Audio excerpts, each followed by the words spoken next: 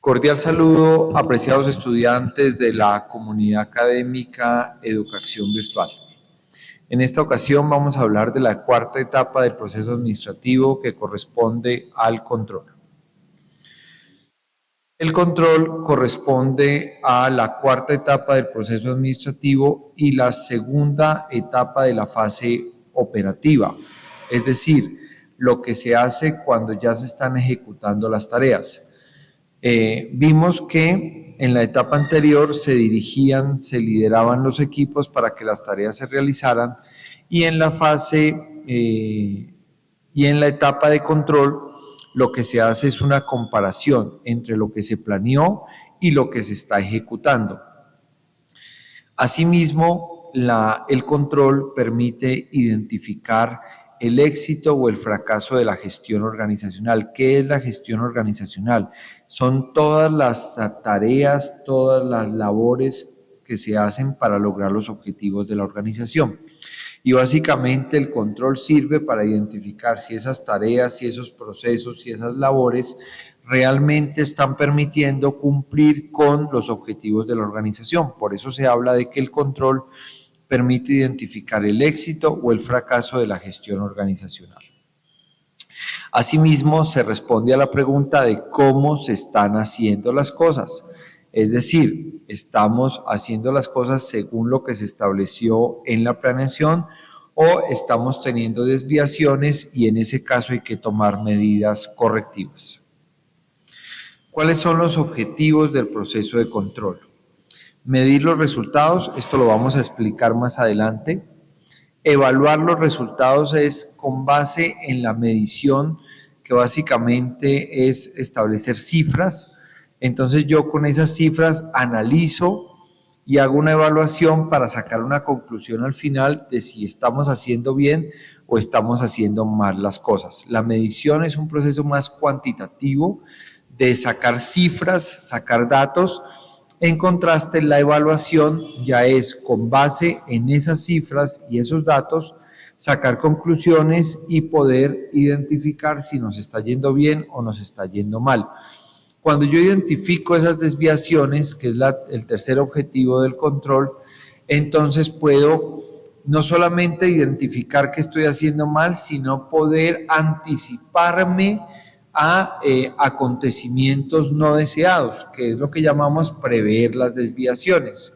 Y al final puedo establecer medidas preventivas y correctivas, es decir, qué debo hacer para corregir lo que ya se hizo mal y qué puedo hacer para prevenir que no vaya a ocurrir algo no deseado en el logro de los objetivos o de los resultados que se quieren lograr. Entonces vamos a comenzar con las funciones del proceso del control. El control tiene tres funciones específicas. Una que se llama función restrictiva y coercitiva, es decir, el control sirve para que las personas conozcan de primera mano si están haciendo bien o no las cosas y de esa manera las personas tengan o los gerentes tengan la posibilidad de evitar comportamientos indeseables dentro de la organización, es decir, que la persona no está cumpliendo con su horario, que la persona no está produciendo todo lo que debe producir, que la persona no está atendiendo bien al cliente, que la persona está teniendo malas relaciones con sus compañeros, bueno, en fin, que el producto, que el operario no está utilizando las herramientas de la mejor manera.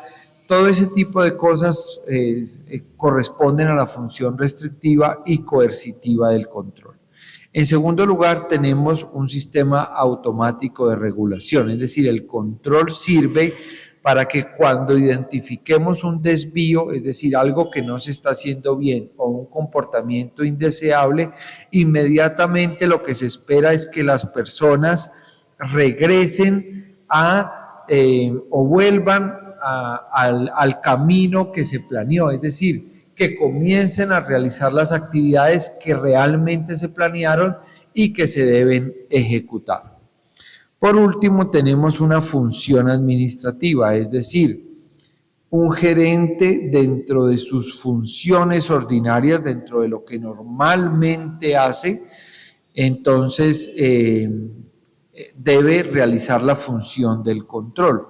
Hace parte de la labor cotidiana y de las funciones ordinarias de un gerente.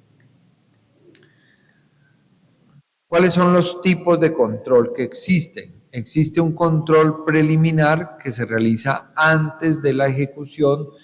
Por ejemplo, cuando la materia prima llega a la empresa, antes de recibirla, inclusive de hacer el acta de recibido y de hacer el pago al proveedor, se debe hacer un control de calidad para verificar que la materia prima que llegó realmente corresponda a lo que se pidió y a los requerimientos de calidad que la empresa necesita.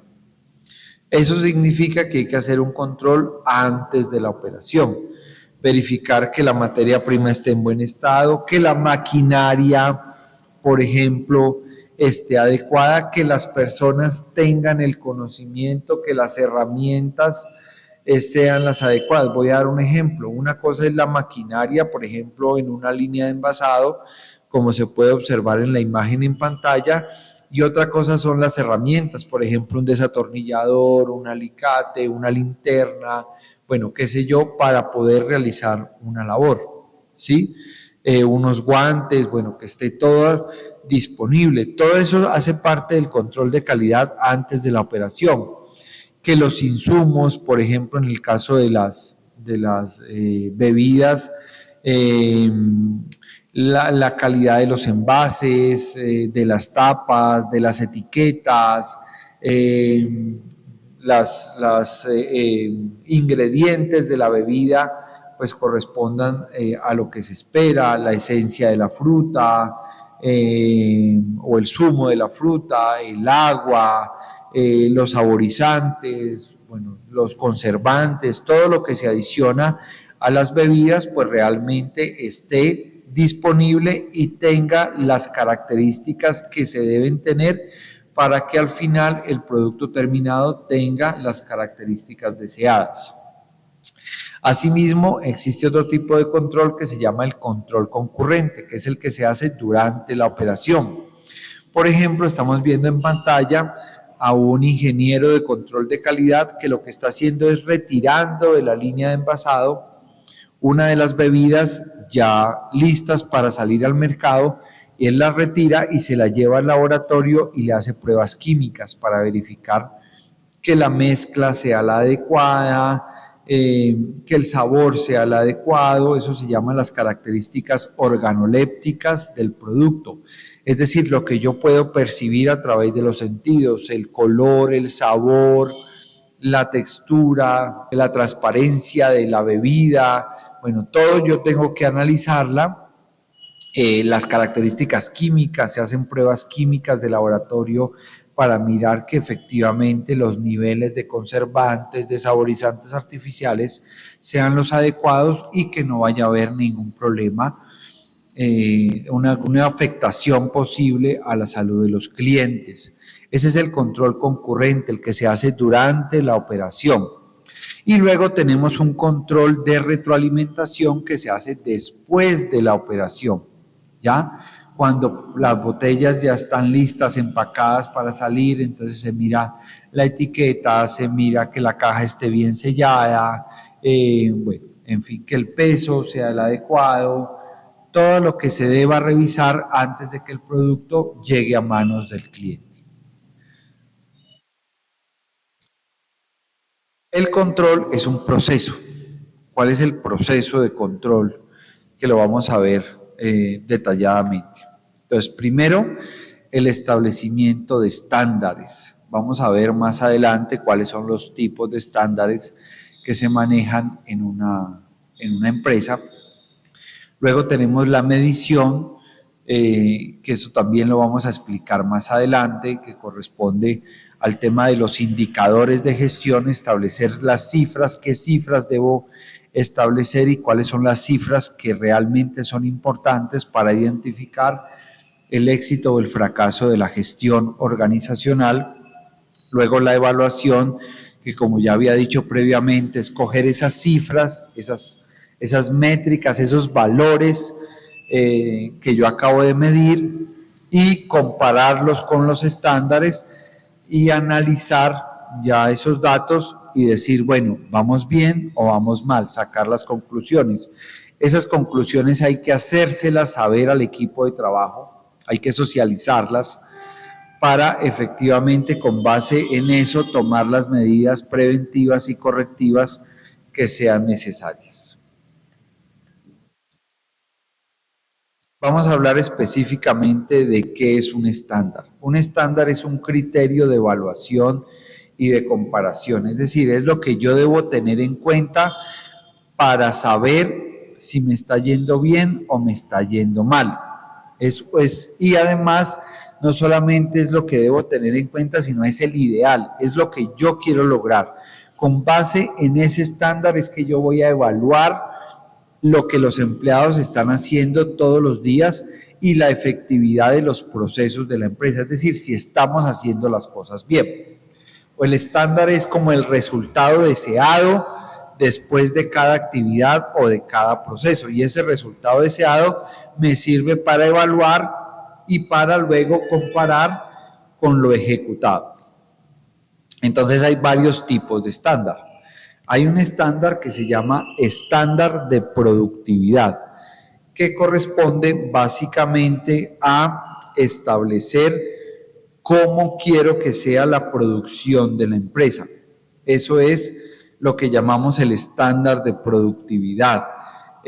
No solamente en términos de la cantidad de unidades producidas en el caso de una fábrica, sino también el rendimiento de los empleados, es decir, la cantidad de tareas y de actividades que se pueden realizar con base en los recursos que se tienen disponibles. Eso es lo que llamamos la productividad. ¿Qué tanto estamos haciendo con el tiempo, con el personal y con los recursos que tenemos disponibles? Y yo puedo decir, en un ejemplo, el estándar para este mes son 1000 unidades de determinado producto por día, o tienen que salir de la planta de producción una unidad totalmente terminada cada 5 minutos. Entonces es un estándar de productividad, es un resultado ideal. Ese 1000 unidades cada día o una unidad cada 5 minutos es el estándar y es el criterio con el cual yo voy a medir por ejemplo, la gestión de la planta de producción y el proceso de transformación como tal. Entonces yo tengo que ponerle una cifra a ese estándar, tengo que decir el estándar es este, es decir, la meta es esta, el estándar también es sinónimo de la meta, el objetivo que yo quiero lograr es este, por eso se habla del estándar. Estándar de calidad tiene que ver con las características del producto como tal, con el cumplimiento de esas características. Por ejemplo, un estándar de calidad, el estándar es que el 100% de los productos que salen de la línea de producción efectivamente tienen que cumplir con todas las características de tamaño, por ejemplo, si es un producto en el cual yo deba medir el tamaño o características organolépticas, de color, de olor. Por ejemplo, supongamos que estoy fabricando camisas. Uno de los estándares de calidad es que la camisa no destiña después de cierto número de lavadas. Entonces yo puedo establecer que el 100% de las camisas cumplen con el criterio de mantener el tono ante los lavados. Entonces yo tengo que hacer una prueba. No sé si ustedes han visto que hay prendas que dicen prelavada. ¿Qué significa? Que antes de salir de la planta de producción, en la planta de producción lavaron la prenda, la sometieron a condiciones extremas de lavado para verificar que el color no se pierde, para verificar que efectivamente el color tampoco destiñe, en fin, que la prenda, que no se encoge, entonces que cumple con todas esas características. Esos son estándares de calidad. El objetivo que yo tengo frente al cumplimiento de las características del producto. Estándares de satisfacción del cliente, por ejemplo, mínimo el 90% de los clientes tienen que calificar de manera satisfactoria el servicio. Por día se tienen que atender de todas las quejas recibidas mínimo el 90%, ¿ya? Y ese es un criterio, por ejemplo, de satisfacción del cliente. Criterios de innovación, por ejemplo, debe salir un producto nuevo al mercado mínimo cada 6 meses. Entonces la empresa sabe que cada 6 meses tienen que sacar un producto nuevo al mercado. Estándar de recursos humanos. Entonces que, por ejemplo, mínimo el 80% de los empleados tiene que haber tenido o asistido a una capacitación, a mínimo una capacitación durante el mes. Ese es un estándar de recursos humanos. Otro estándar de recursos humanos, porque yo puedo asistir a la capacitación, pero tener un bajo desempeño en las evaluaciones. Entonces, por ejemplo, el 100% de los empleados o mínimo el 90% de los empleados que asistieron a la capacitación tienen que tener un resultado satisfactorio en las evaluaciones, ¿sí? Puede ser un estándar de recursos humanos. Un estándar de tiempo. ¿Cuánto tiempo nos estamos demorando en despachar los productos o en hacer que el producto le llegue al cliente? Por ejemplo, en una encomienda, en una empresa de mensajería. Entonces, un estándar es que ningún paquete puede superar los 2 días en llegar al cliente. Por ejemplo, ese podría ser un estándar de una empresa como Mercado Libre o como cualquiera de las otras empresas o un estándar, por ejemplo, de las empresas de mensajería, de Servientrega. La encomienda no puede sobrepasar las 48 horas antes de llegar al cliente, por ejemplo. Son estándares de tiempo, estándares de costos. Por ejemplo, el costo administrativo de la empresa no puede superar los 500 millones de pesos, por ejemplo. Entonces ahí ya estamos hablando de un estándar de costos. Los costos directos de fabricación no pueden superar el 60% del total del costo del producto, por ejemplo. Entonces ahí ya estamos estableciendo un estándar de costos. Medición de los resultados. ¿Qué es un indicador de gestión? El indicador de gestión ya es la medida que sirve para identificar el éxito o el fracaso. ¿Por qué? Porque el indicador de gestión es la forma como yo mido lo que estamos haciendo. Y ese resultado del indicador, esa medida, es la que yo comparo con el estándar y digo, ¿vamos bien o vamos mal? Habíamos dicho que teníamos que producir una unidad cada 5 minutos o 1000 unidades por día, por ejemplo. Entonces, ahorita sí, aplico el indicador de gestión, que es la fórmula número de unidades producidas por día, y hago el cálculo y al final del día digo, el estándar era 1000, pero yo realmente produje 900. Entonces tengo una desviación, me hicieron falta 100 unidades. ¿Qué está pasando? ¿Qué está sucediendo? Y ahí ya viene el análisis. ¿Sí? El indicador de gestión es cuando yo ya aplico una fórmula matemática y identifico si lo que estoy haciendo, es decir, si la gestión o el resultado del proceso corresponde con el estándar que yo establecí. Tiene que tener relación.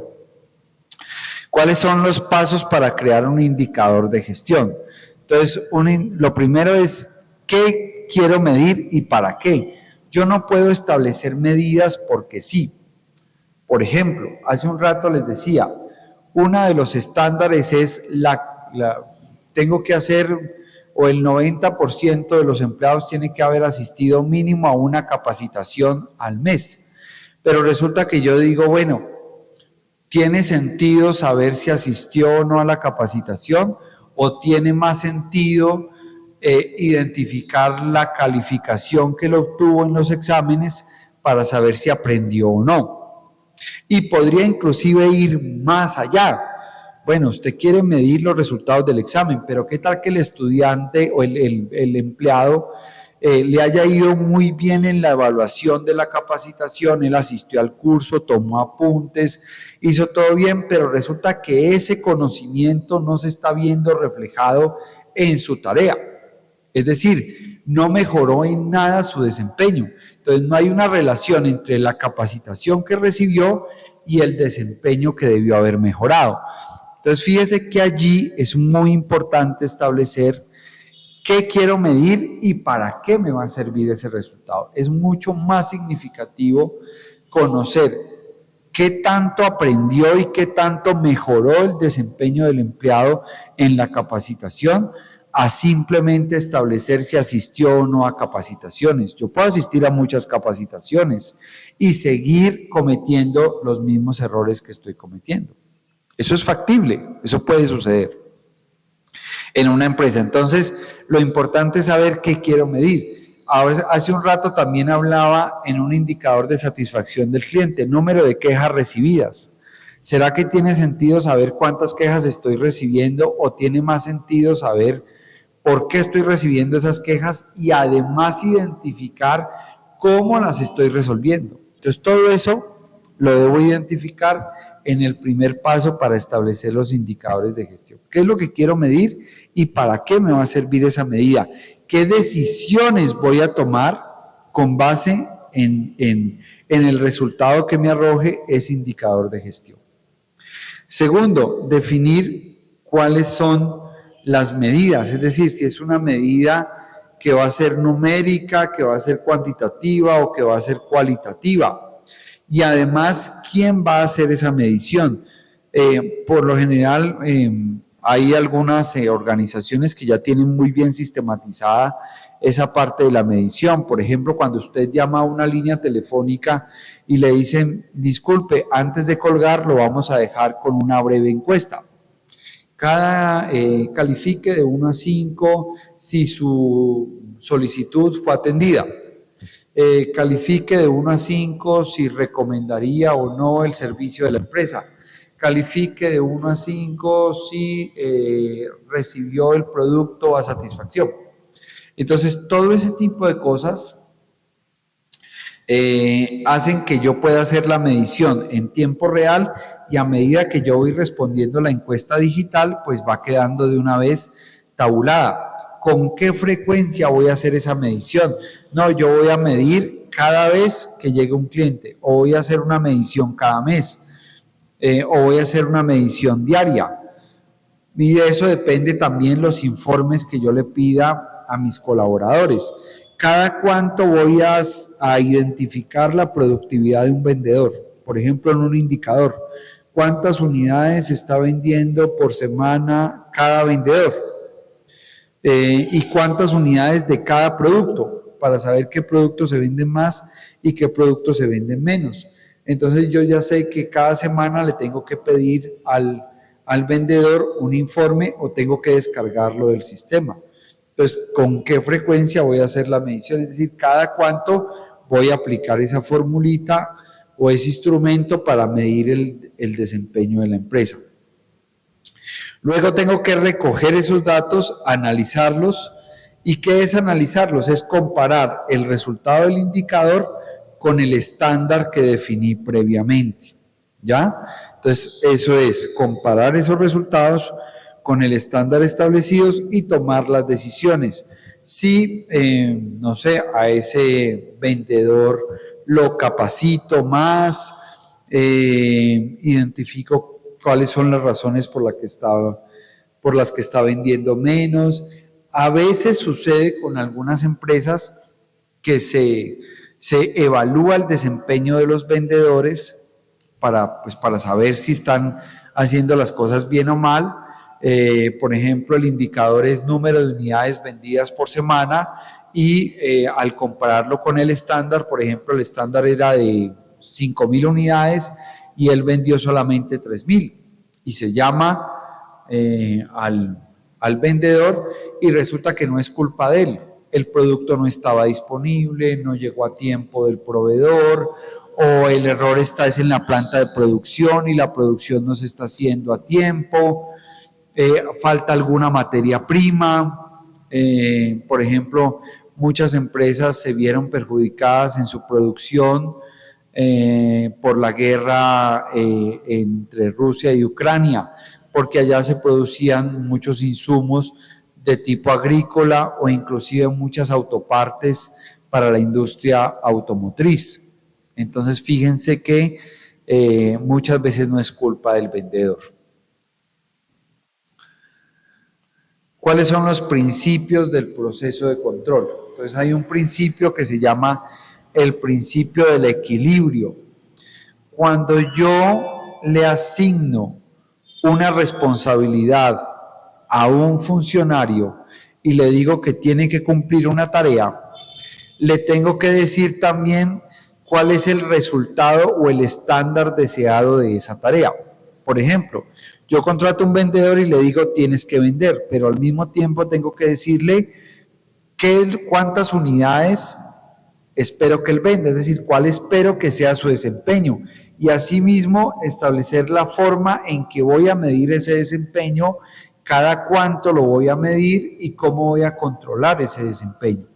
Eso es lo que se llama el principio del equilibrio. Cuando yo le asigno un objetivo a un empleado, tengo que establecer también los criterios de cómo voy a evaluar el cumplimiento de ese objetivo. Tengo que establecer un estándar y un instrumento de medición que es lo que se llama el indicador, ya sea una fórmula matemática, número de unidades vendidas por mes, por ejemplo. Y aplicar ese indicador de manera mensual, por ejemplo, y compararlo con el estándar, tomar decisiones y hacer la debida retroalimentación. El segundo principio es el principio de los objetivos, es decir, toda labor, toda tarea tiene que tener un objetivo y ese es el que yo voy a controlar, ¿sí? Toda la ejecución, toda la gestión de la organización tiene unos objetivos y esos objetivos deben ser claros, concretos y específicos. Por eso es que decimos que el control tiene una relación estrecha con la planeación. Yo comparo lo planeado con lo ejecutado y uso los objetivos que definí en la planeación para poder controlar. Principio de la oportunidad. El principio de oportunidad nos dice que el control debe aplicarse a tiempo, es decir, antes, durante y después de realizar la labor. No esperar a que se cometa el error para poder controlar y para poder medir el desempeño de el funcionario o el colaborador o del proceso que se esté realizando. Principio de las desviaciones. El control sirve para identificar qué se está haciendo mal, es decir, qué desviaciones estamos teniendo en el logro de los objetivos y poder tomar las medidas necesarias. El principio de la costeabilidad, es decir, el control debe establecerse cuánto nos cuesta medir el desempeño de los procesos, cuánto nos cuesta estar verificando el desempeño de la organización y ese costo pues debe ser razonable. El principio de excepción hace referencia a que el control debe aplicarse a las actividades que realmente sean o que correspondan al logro de los objetivos pues organizacionales, ¿sí? No se pueden crear indicadores por crearlos o generar informes porque sí. O sea, tiene que haber una razón y tiene que identificarse realmente la importancia del proceso, de la actividad que se está evaluando. Y por último, principio de la función controlada. Esto hace referencia a que la persona que está realizando el control no puede tener ningún conflicto de intereses, es decir, tiene que ser ajena al proceso o a la labor que se está realizando. Porque si yo mismo estoy haciendo un proceso de auditoría o aplicando un indicador de gestión a lo que yo mismo hice, puedo tener algún sesgo para evitar que me llamen la atención, para evitar tener algún inconveniente. Entonces, por eso es importante tener en cuenta ese principio. Apreciados estudiantes, espero que este video haya sido de su agrado, que genere un aprendizaje significativo en su proceso de formación. No olviden suscribirse a mi canal, compartir este contenido, activar la campanita de notificaciones y darle like a este video. Gracias.